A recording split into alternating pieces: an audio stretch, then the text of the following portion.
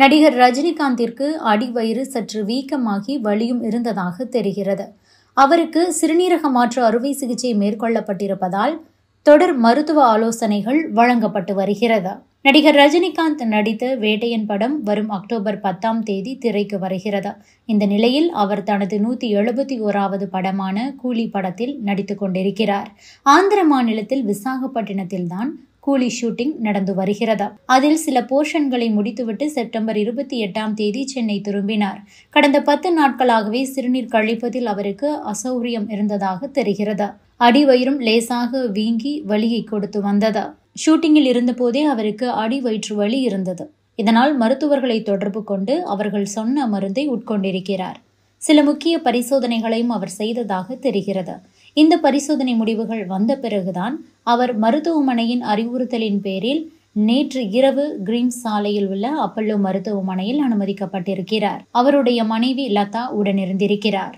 அவருக்கு ஏற்கனவே சிங்கப்பூர் மருத்துவமனையில் சிறுநீரக மாற்று அறுவை சிகிச்சை மேற்கொள்ளப்பட்டது. அடி வயிற்றில் ரஜினிக்கு வலி இருப்பதாலும் சிறுநீர் கழிக்கும் போது பிரச்சனை இருந்ததாலும் அவரது சிறுநீரக செயல்பாட்டை மருத்துவர்கள் ஆய்வு செய்தனர். அப்போதுதான் ரஜினியின் சிறுநீரகத்தோடு தொடர்புடைய நரம்பில் சிறிய சதை வளர்ந்திருப்பது தெரிய வந்தது. இதை அகற்றுவதற்காகத்தான் அவர் அப்பல்லோவில் அனுமதிக்கப்பட்டிருந்தார். அவருக்கு இதய சிகிச்சை நிபுணர், நரம்பியல் துறை நிபுணர்கள் சிகிச்சை கொடுத்து வருகின்றனர். சிறுநீரகத்தில் உள்ள அந்த சதை வளர்ச்சியை சரி செய்ய ஸ்டென்ட் வைக்கும் பணி இன்று அதிகாலை தொடங்கியது. அவரது தொடையில் இந்த ஸ்டென்ட் வைக்கப்படுகிறது. இந்த அறுவை சிகிச்சை 3 மணி நேரத்திற்கு மேல் நடைபெற்று முடிந்தது. ரஜினிகாந்த் தற்போது நலமாக இருக்கிறார். சிகிச்சை அளித்த மருத்துவர்களுக்கு நன்றி தெரிவித்திருக்கிறார். அவருடைய குடும்பத்தினருடனும் பேசி வருகிறார். பிறகு அவர் சாதாரண வார்டுக்கு மாற்றப்பட்டிருக்கிறார். ஸ்டென்ட் என்பது ஒரு சிறிய குழாய் போன்று இருக்கும்.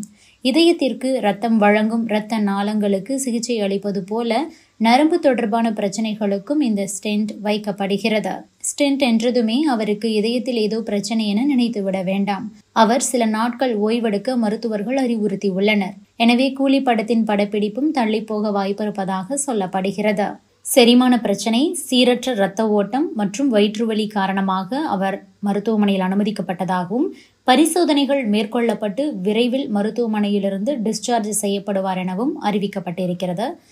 பின்னர் அவருக்கு இரத்த நாளத்தில் அடைப்பு இருப்பதாக தகவல் வெளியானது.